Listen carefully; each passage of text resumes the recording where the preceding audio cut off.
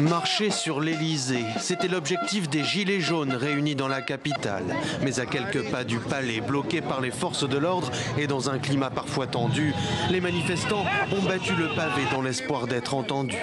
Mais qu'ont-ils à dire ces Français, rassemblés par l'entremise des réseaux sociaux dans une forme de mouvement inédit, indépendant de tout syndicat ou parti politique, sans porte-parole, des citoyens ordinaires qui se rencontrent en majorité pour la première fois, mais qui partagent une même colère. On n'est pas des automobilistes en colère, on est des citoyens en colère. Le gasoil, ça a été juste la goutte d'eau qui a fait déborder le vase. Il y a vraiment un gros problème en France, tout augmente et notre salaire, il augmente pas du tout. Ça commence à suffire, à un moment donné, si on ne bouge pas maintenant, on ne bougera jamais.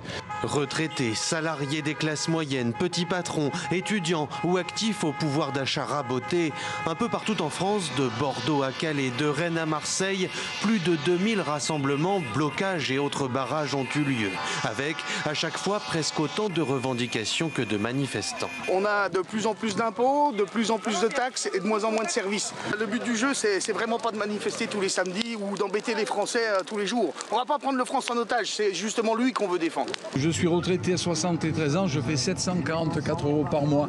Alors si on continue de nous enlever encore au travers d'impôts directs ou indirects, on va plus s'en sortir, quoi. Moi, c'est ce dédain qui m'a fait venir, si vous voulez. Cette espèce de dédain, excusez-moi le terme, de premier de la classe, citadin, qui ne comprennent rien à 75% ou à 50% des Français qui n'habitent pas en centre-ville, à Paris. Un mouvement hétéroclite sur le fond comme sur la forme qui désarçonne le gouvernement.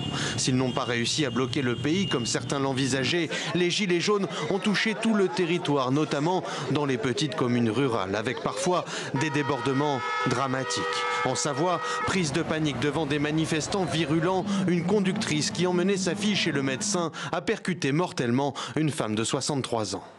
Elle était à la retraite aussi, cette dame, et elle a dit je suis bien contente parce qu'on est là, on va se soutenir pour nos enfants, nos petits-enfants et pour la future génération.